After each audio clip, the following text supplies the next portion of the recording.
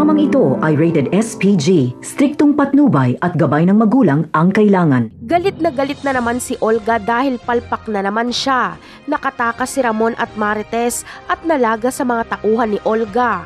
Kaya minabuting umuwi agad ni Olga para maunahan niya si Ramon sa pag-uwi para hindi siya mahalata.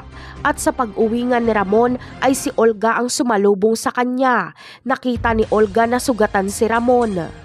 Inamin naman ni Ramon na napalaban siya dahil nakipagkita siya kay Marites at may gustong pumatay dito. Sumagot naman si Olga na para saan pat nakikipagkita si Ramon sa walang kwentang babae na si Marites.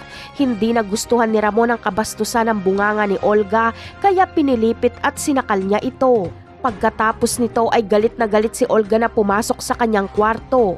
Ayon sa kanya ay malapit nang mabisto ni Ramon si David kaya hindi siya papayag na masama daw siya sa pagbagsak ni David.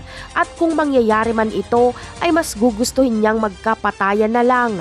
Habang si Ramon naman ay inamin kay Don Julio na gusto niya na si Marites.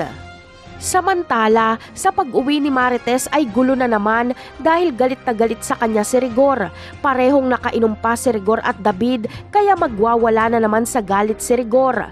Papalayasin niya si Marites dahil pagod na daw umano ang tatay niyang si Rigor. Dito ay walang choice si Marites kundi lumayas at humingi ng tulong kay Ramon. Ano kaya ang magiging reaksyon ni David kapag sa mansyon pinatira ni Ramon si Marites?